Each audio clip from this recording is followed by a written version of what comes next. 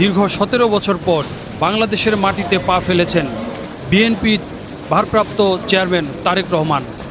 2007 সালে একটি বিশেষ পরিস্থিতিতে যাকে দেশ ছাড়তে হয়েছিল, সেই তারেক রহমান মানুষের ভালোবাসায় সিক্ত হয়ে এইমাত্র বাংলাদেশে এসে পৌঁছেছেন। হযরত শাহজালাল আন্তর্জাতিক বিমানবন্দরে স্ত্রী জুবাইদা রহমান এবং মেয়ে জাইমা রহমানকে সাথে নিয়ে এইমাত্র এলেন। বিএনপির শীর্ষ নেতারা তাকে স্বাগত জানাচ্ছেন। মির্জা ফখরুল ইসলাম আলমগীর বিএনপি মহাসচিবকে বুকে টেনে নিলেন এইমাত্র। মির্জা আব্বাস বিএনপির স্থায়ী কমিটির সদস্য তারেক রহমানকে জড়িয়ে ধরলেন। সালাউদ্দিন আহমেদ আরেক স্থায়ী কমিটির আরেকজন সদস্য তারেক রহমানকে স্বাগত জানাচ্ছেন। আবেগ আপ্লুত তারেক রহমান দীর্ঘ 17 বছর পর দেশে ফিরে এইমাত্র বিএনপির শীর্ষ নেতাদের সঙ্গে সাক্ষাৎ করছেন। এইমাত্র তাকে স্বাগত জানাচ্ছেন হযরত শাহজালাল আন্তর্জাতিক বিমানবন্দরে বিএনপির শীর্ষ নেতারা।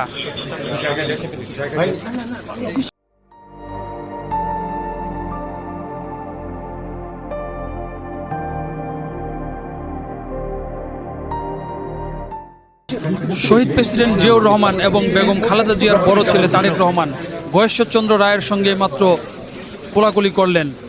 ডক্টর আব্দুল মঈন খান বিএনপির স্থায়ী কমিটির আরেক সদস্য, নজরুল ইসলাম খান বুকে টেনে নিলেন তারেক রহমানকে, বিএনপির স্থায়ী কমিটির সদস্য। আমির খসরু মাহমুদ চৌধুরী তার সঙ্গে বুকে বুক মিলাচ্ছেন দলের ভারপ্রাপ্ত চেয়ারম্যান তারেক রহমান।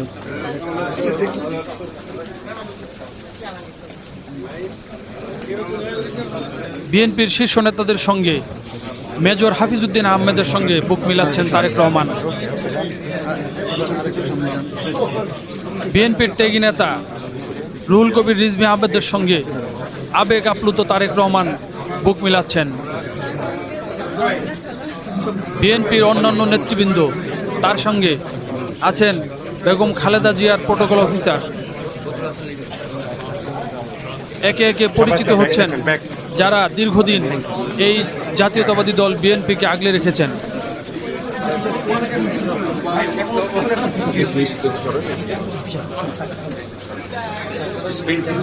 দীর্ঘ 17 বছর লন্ডনে নির্বাসিত জীবন শেষে কিছুক্ষণ আগে হযরত শাহজালাল আন্তর্জাতিক বিমানবন্দরে এসে নেমেছেন বিএনপির ভারপ্রাপ্ত চেয়ারম্যান তারেক রহমান, শহীদ প্রেসিডেন্ট জিয়াউর রহমান এবং বেগম খালেদা জিয়ার বড় ছেলে।